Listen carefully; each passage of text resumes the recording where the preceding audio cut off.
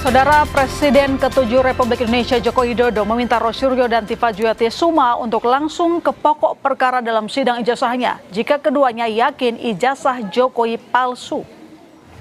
Ditemui di kediamannya di Solo, Jawa Tengah, Jokowi kembali memastikan kehadirannya sekaligus membawa seluruh ijazah yang dimilikinya. Menurut Jokowi, dirinya tak sabar ke persidangan untuk menunjukkan bukti-bukti yang dimiliki, sehingga tidak perlu ada proses yang mengulur waktu agar masalah ini cepat selesai. Hadir, saya sudah sampaikan, saya akan hadir membawa ijazah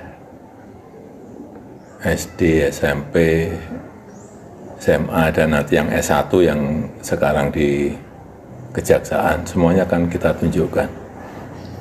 Siap. Ini sudah masuk pokok perkara kok. Di persidangan ya kita ikuti proses hukum yang ada.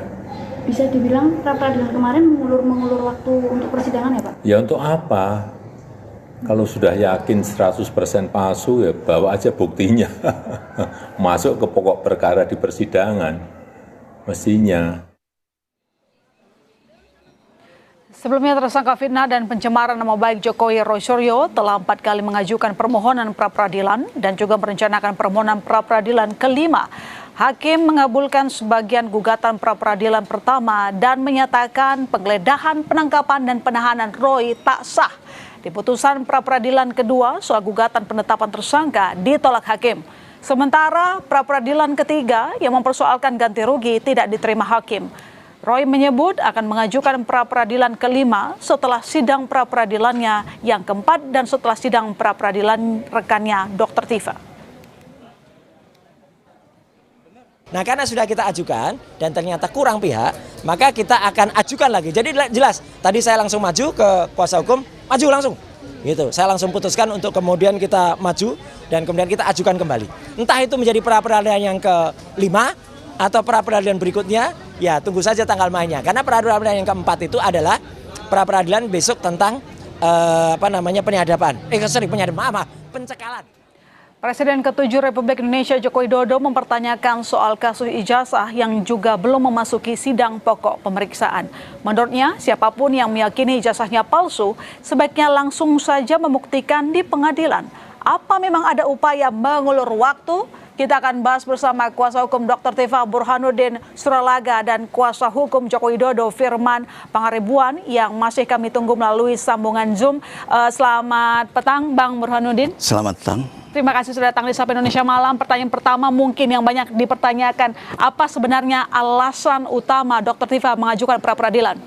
Alasannya adalah dalam putusan sela itu tidak ada dimasukkan tentang perbaikan dakwaan oleh jaksa ya, dan jaksa menggunakan pasal yang tidak dimasukkan dalam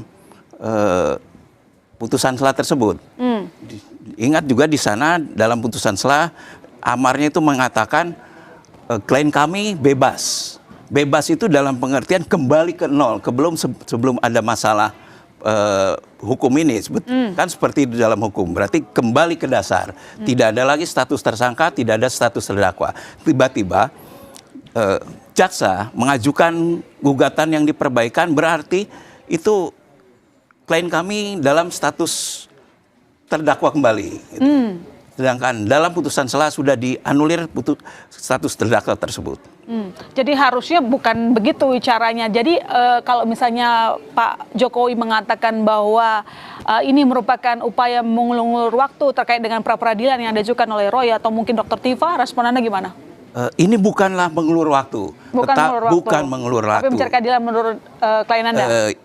Ini di samping untuk adanya pembelajaran hukum bagi masyarakat, juga untuk mengetahui bahwa dalam undang-undang yang baru itu memang dimungkinkan adanya pra-peradilan. Proses pra-peradilan sendiri bagi klien kami adalah pendidikan hukum untuk masyarakat Indonesia. Ingat, dalam permintaan putusan pra-peradilan tersebut, klien kami tidak ada permintaan untuk dibebaskan, tetapi mengembalikan sesuai dengan aturan hukum.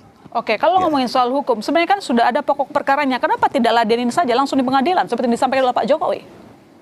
Seperti ini. Di Indonesia ini kan ada hukum acara. Hukum acara mengatur tata cara kita berperkara dalam hukum pidana tersebut. Ada peluang-peluang yang diberikan.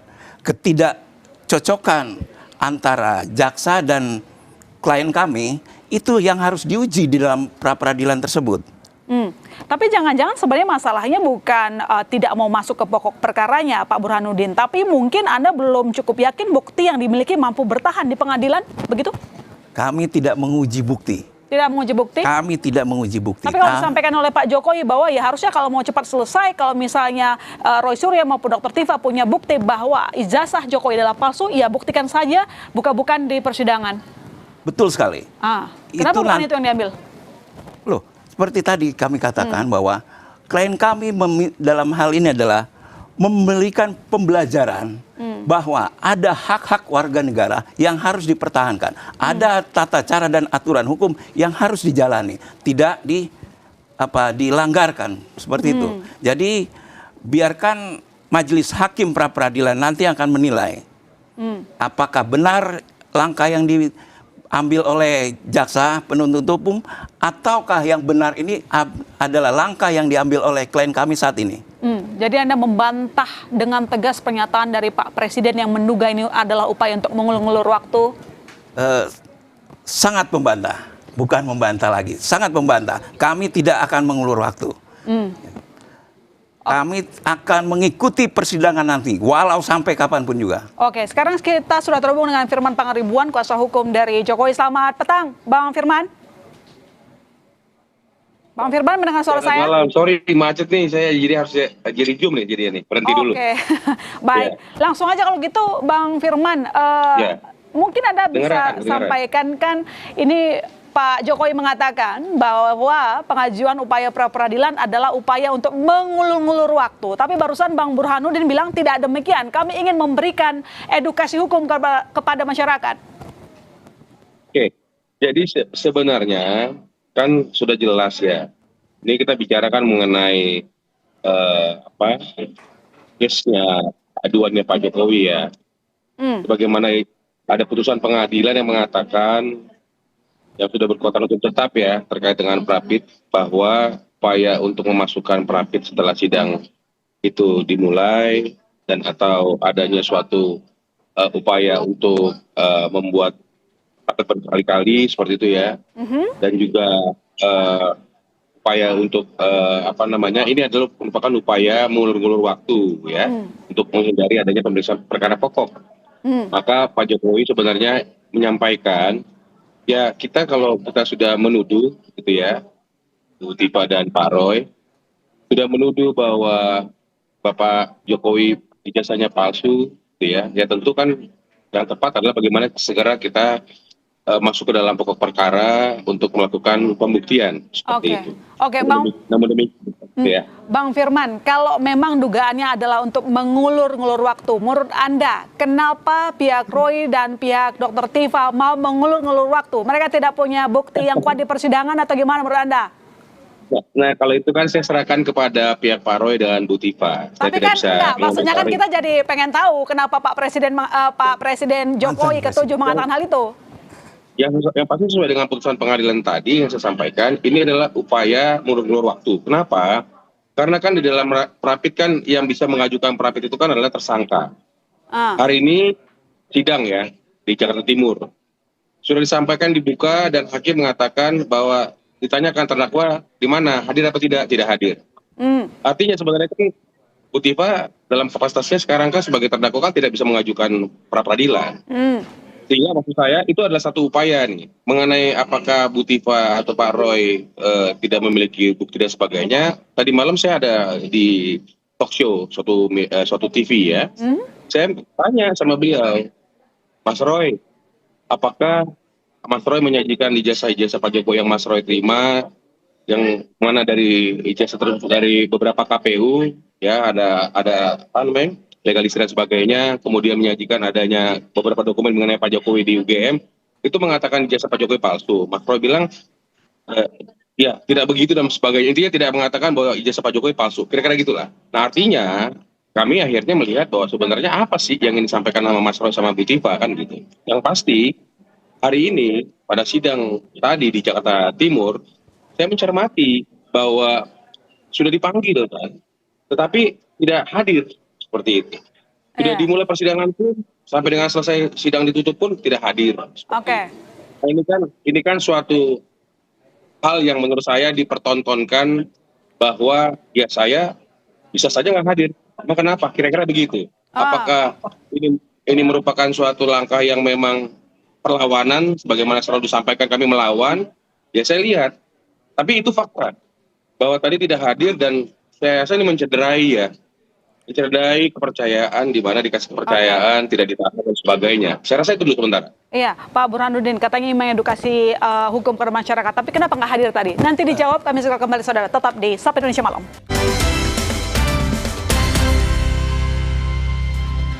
Ya, kita lanjutkan dialog kita. Jadi Bang Burhanuddin silakan dijawab pertanyaan tadi. Hari ini saja tidak hadir, padahal katanya mau memberikan edukasi ke hukum ke masyarakat.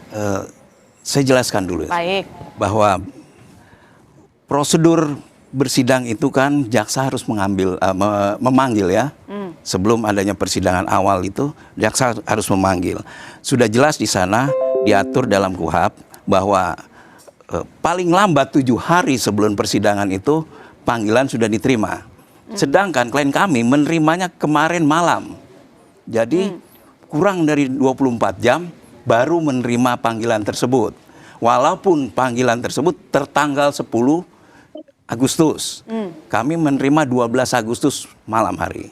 Gitu ya. Jadi sementara di dalam SIPP yang kami ikuti, SIPP Pengadilan Jakarta Timur itu perkara 354 ya, yang harus kami ikuti itu sudah tidak ada. Di dalam pemberitahuan tidak ada sidang. Jadi kami tanda tanya juga. Sehingga dalam pagi harinya kami tanpa persiapan lebih dulu, itu cepat, siapa yang paling cepat di sana. Ternyata seperti sore hari ini terkendala kami di jalan. Oh, macet. Karena macet. Oke, baik. Tim kami pun banyak yang tertinggal. Dokter Tipa saat persidangan itu sudah tidak bisa sampai dengan tepat waktu lagi. Itu bukan dalam hari ini klien kami Dokter Tipa menghindar dalam persidangan. Tapi baik. Memang terlambat karena adanya kemacetan di tol ya. Oke, baik. Kalau begitu pertanyaannya adalah apakah ini merupakan pra-peradilan terakhir? Karena kan kalau Bang Roy sendiri kan bolak-balik tuh mengajukan pra-peradilan. Kalau Mas Roy Suryo itu menguji banyak yang diuji. Kalau kami berbeda. Kami menguji mengenai kewenangan jaksa penuntut umum memperbaiki gugatan tanpa adanya putusan dari hakim yang memerintahkan itu. Dan ini pra-peradilan terakhir? Dan pra-peradilan terakhir tentu. Oh, ini pra-peradilan terakhir, Bang. Jadi harusnya bukan dalam upaya mengundur-undur waktu. Bukan. Bang Firman. Iya, kami kan, ya ini berbeda dengan apa yang disampaikan sama Bang Al-Katiri tadi. Bahwa kami akan hadir even 2 jam sebelumnya pun kami kasih tahu kami hadir. Kan gitu. Tapi ya sudahlah, sudah terjadi tadi, dipertontonkan tidak hadir dalam sidang gitu ya. Kemudian tadi saya sampaikan bahwa sebenarnya kalau kita membaca, mencermati bahwa pra-peradilan itu bisa dilakukan oleh tersangka. Dalam hal ini kan perkara sudah dilimpah ya, sudah masuk ke pengadilan, tadi sudah disampaikan, dipertegas sama hakim bahwa terdakwa gitu ya. Nah, menurut saya ya kalau memang patuh hukum, ya tidak akan lagi ada perapit kedua dan sebagainya. Tapi kita persilakan, karena kan itu selalu mereka menyampaikan itu hak silakan, nggak apa-apa. Tetapi yang ingin saya sampaikan adalah sudah ada putusan pengadilan yang mengatakan jangan ada perapit dan sebagainya, karena sudah masuk ke persidangan kan seperti itu. Kenapa saya bilang seperti itu? Karena mereka tahu kok, Pak, di akhir Juli itu sudah dakwaan sudah dilimpahkan, kan begitu. Malah tadi saya dengar, saya cermati, jaksa penuntut umum mengatakan sudah dipanggil secara patut tanggal 30 Juli 2026. Namun ya terserah lah. Setelah itu memang terjadi apa dan sebagainya dan akhir ini tidak hadir, saya pikir ya sudahlah, hanya yang saya sampaikan adalah tentu kita harus hormati dong, dan kita harus ikuti hukum acara kan seperti itu. Jadi kalau sudah disampaikan terdakwa, Ya saya berharap Bu Tifa tidak akan lagi mengajukan pra-peradilan. Oke. Itu karena sudah dimulai nih. Oke. Dan yang penting adalah bagaimana membuktikan tuduhan bahwa Pak Jokowi memiliki ijazah palsu. Padahal saya dalam beberapa kesempatan saya bertemu dengan Bu Tifa dalam talk show dan sebagainya. Saya sampaikan apa sih Bu? Beliau mengatakan, dan kalau nggak salah PH-nya Bang Al-Katiri kalau nggak salah ya, koreksi saya kalau salah. Nanti kita bahas di pokok perkara. Oke. Nah, sebenarnya kan tinggal kita sama-sama nih masuk. Sudah jadwalnya, sudah masuk ke dalam pokok perkara, pemeriksaan, ya tinggal kita buktikan kan gitu. Jadi saya rasa tinggal kita buktikan. Pak Jokowi pun memberikan statement kemarin. Ya kalau mereka memiliki keyakinan 100% ijazah saya palsu, ya silakan. Kita masuk ke pokok perkara, kita buktikan. Apakah karena 99,9% atau 92, sekian persen itu masih ada 0,0 sekian persen ternyata mereka keliru, ya silakan juga. Tapi kan sejauh apa Pak Jokowi bisa membuktikan tantangannya sendiri untuk datang ke pengadilan dan membawa ijazahnya? Kalau Pak Jokowi mengenai ijazahnya sudah valid. Oke. Saya coba ulang ya. Pak Jokowi sendiri sudah mengatakan beliau adalah alumni. UGM sudah memverifikasi berkali-kali mengatakan beliau adalah memang alumni daripada Fakultas Kehutanan UGM. Telah mengikuti Tridharma Perguruan Tinggi, sudah menerima jasa asli. Oke? Kemudian teman-temannya demikian. Yang teman-teman di bawah, di atas dia angkatannya, teman wisudanya, dan sudah ada 5 kali dilakukan verifikasi oleh KPU terkait ijazah Pak Jokowi dalam rangka Pil Wali Kota, Pilgub DKI, dan Pilpres 2 kali. Jadi, saya gini, itu sudah tuntas. Yang penting adalah sebenarnya ada orang yang menuduh, tetapi sampai sekarang nggak pernah dikasih tahu. Jadi yang memperlambai ini sebenarnya siapa? Kalau memang dia mengatakan, pasalnya mengatakan, seseorang menyampaikan sesuatu supaya diketahui publik, dan dia disuruh membuktikan, kira-kira gitu. Nah, pasalnya mengatakan buktikan, kalau tidak terbukti maka kena kan gitu. Oke, soal pembuktian. Yang saya sampaikan adalah sebenarnya dari awal sudah dikasih kesempatan untuk membuktikan dari mulai penyidikan. Tapi kan tidak. Hari ini dipertontonkan mengajukan pra-peradilan dan tidak hadir dalam persidangan. Nah ini saya serahkan deh kepada masyarakat. Saya tidak berani memberikan apapun. Saya tidak berani memberikan pertimbangan apapun. Tapi yang kita pengen lihat adalah, lihat loh. Dipertontonkan, dipanggil persidangan, sudah masuk ke dalam dilimpahkan berkasnya, tidak hadir. Ditanya apa kepalsuan yang dilakukan oleh Pak Jokowi, tapi tidak bisa dibuktikan. Oke. Buat apa Pak Jokowi memasukkan dokumennya? Pertanyaan Bang Firman saya tanya ke Bang Burhanuddin kalau begitu. Silakan. Bang, jadi kalau memang ini pra-peradilan terakhir, pembuktian atau dokumen apa yang akan dibawa untuk membuktikan tuduhan dugaan yang kalian sampaikan bahwa ijazah Pak Jokowi palsu diduga? Kalau hal itu nanti pembuktian bukan di persidangan kan ini kan setelah pra-peradilan. Saya bicara di masa peradilan di pengadilan nanti. Di pengadilan nanti tentu kami ada dokumen-dokumen pembanding lain yang kami dapatkan juga dari alumni Universitas Gadjah Mada pada tahun yang sama. Meski disampaikan tadi sebenarnya UGM sudah memastikan bahwa ijazah Pak Jokowi asli. Yang memastikan pejabat hari ini. Tapi mereka tidak membuka dokumen saat itu. Ya kan? Pak Jokowi alumni tahun 85. Lalu pejabat yang menyatakan bahwa benar seharusnya yang tahun ini dia berdasarkan dokumen-dokumen yang bisa dibuktikan. Kami harus melihat dokumen asli. Selama ini kan hanya pernyataan-pernyataan tanpa ditunjukkan dokumen aslinya. Iya kan? Jadi dokumen seperti apa yang nanti akan Anda bawa? Kalau memang ada dikatakan itu Pak Jokowi adalah alumni, dokumen kelulusannya, ya kan? Dokumen kelulusannya mana? Dokumen ijazahnya. Kalau yang dilaporkan itu kan tentang ijazahnya. Dokumen ijazahnya mana? Tidak pernah ada. Apakah ada UGM selama ini mengadakan konferensi pers menunjukkan ini loh dokumen pada saat waktu itu Jokowi di wisuda, ya, inilah dokumen aslinya yang kami keluarkan dulu, kan tidak ada, hanya katanya. Ya. Apakah kita melihat tidak boleh hanya mendengarkan aja? Oke. Gitu. Baik, Bang Firman, akan ada Ya, dokumen saya mau pembanding dan mempertanyakan sejumlah pengakuan dari UGM sekalipun. Iya. Jadi kan mudah sebenarnya ini, Mei, bahwa dokumen pembandingnya ini apakah dokumen pada waktu wisuda yang sama.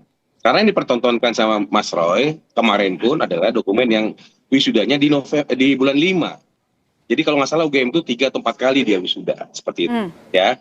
Jadi kalau dia menyampaikan ada dokumen yang berbeda walaupun tahunnya sama, misalnya yang sampaikan Mas Roy tadi malam ada di bulan Mei, ya tentu berbeda lah.